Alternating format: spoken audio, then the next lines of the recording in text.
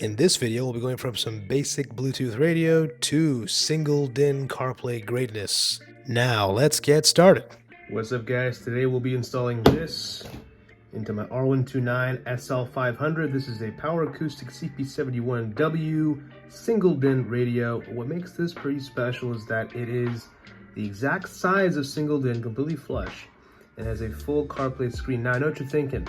This is just not going to fit in well with the interior design of an R129 SL, and that may be so, but I'll probably get a Continental radio down the line.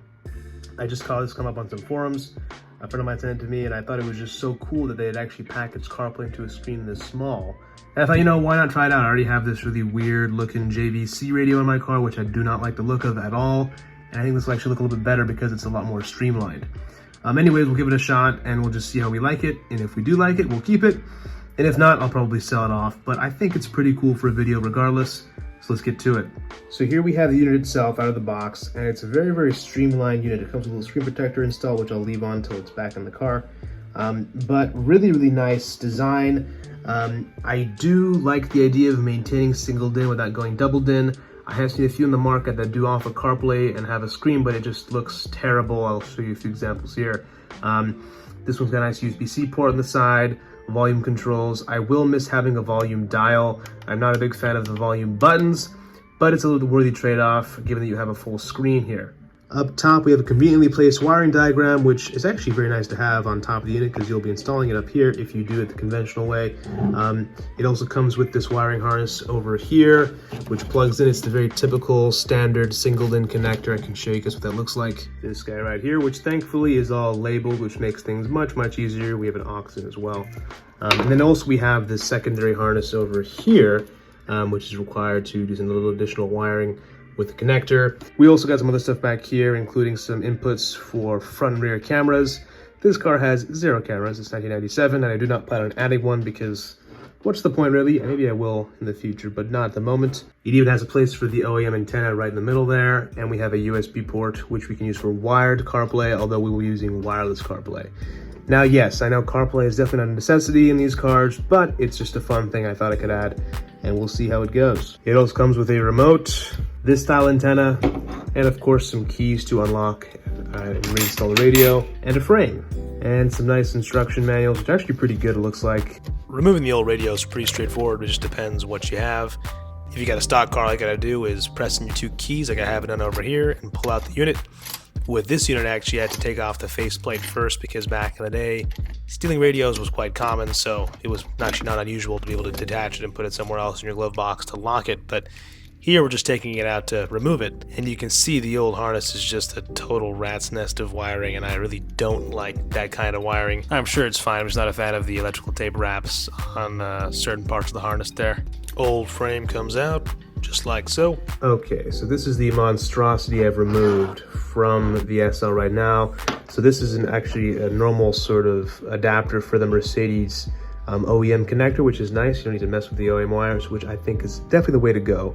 You do not want to mess with those connections because once you change them up, it's kind of hard to go back. The adapter harness is definitely the way to go. This guy goes to a single DIN over here. We just don't know if this is pinned correctly for this radio. So I'm not a big fan of what I'm looking at here. This is just a mess, isn't it? So what I'll likely do is unravel all this. If you look closely at these wires, it actually is labeled what is what in kind of small writing. For example, the blue one says amplifier. And if we look at this one over here, that comes with the Power Acoustik radio, we can see the blue one says auto antenna. So there's a few things to keep in mind of over here. Now, in theory, I could just plug this guy in because technically it's the same single DIN connector. I'm just not sure if the wire is in the correct places. I don't want to risk that either, so we will just verify that to make sure and also clean this up because I don't like any of this. And then we will put it back in the car, but we'll do all the wiring beforehand to make life easier. And there we have it. All of the wires are now matched up. I didn't solder them and heat shrink them like I probably should have done, but this was the most time efficient means of doing it and the cleanest method in case I did mess anything up. It does look quite a bit bulkier than it should probably, but once it's in the car, you'll see that it actually does not take up much space at all, and that because this new radio takes up less space in general, we'll have a lot more room to work with. So yeah, these Wago lever nuts are definitely a good thing to use if you're trying to test things out before actually permanently putting an installation in. I think this kind of worked out pretty well for me. You can see how cleanly this will all go together very shortly. Alright guys, so I've been using this Power Acoustik radio for the last few months, and now I can probably make a video about it. So, as you can see, well, my car's ignition switch is kind of faulty. This radio should turn on by itself. When you do turn it on, the antenna does whir up into place. Once it boots up, I have CarPlay set to automatically pair and connect to my phone, which you can see here it does quite smoothly. And overall, considering the price tag, the performance of this unit is actually quite impressive. I've seen a lot worse that cost a lot more, and even compared to my other cars with even more expensive units that are customized for those specific chassis, those ones don't even perform as well as this one in some cases. At least that's what I found. And something I may have mentioned earlier was fitting this display flush with the wood trim in this car. Now, in a lot of the E36s that I did see this posted on originally, those units did sit flush, but in the R129 you can see the AC HVAC panel does not sit flush either, and the stock radio would not be completely flush. Now, this does cause it to stick out a little bit, which you can kind of see there, but overall, compared to the AC unit, it's not very far off.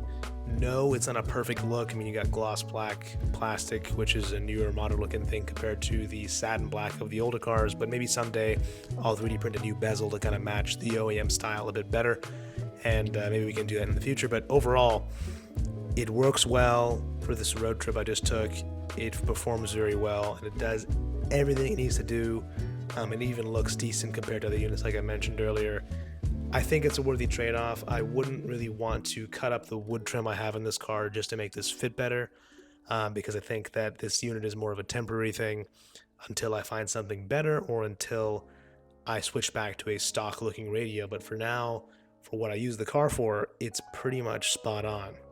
All in all, I do recommend this unit if you have a car that is only compatible with single DIN radios. I think it's a great addition, looks the part, and performs very well, especially for that price on Walmart. I mean, I really can't beat that. And hopefully it even goes down further for Black Friday, who knows. And I'm just now noticing that there's a Chick-fil-A app on my CarPlay for some reason. I don't even go to Chick-fil-A, and I don't even know why that's there, but it is, so I need to delete that. Yeah, overall, good option to have. Brings your 97 SL to life, or any of the car you have that uses single DIN. I have seen these used in W124 E-classes as well, and those look great. It's actually a better fit in those cars with how the center stack is designed in those compared to the R129. Or if you have an E36, of course, it looks great in those as well. It looks right at home.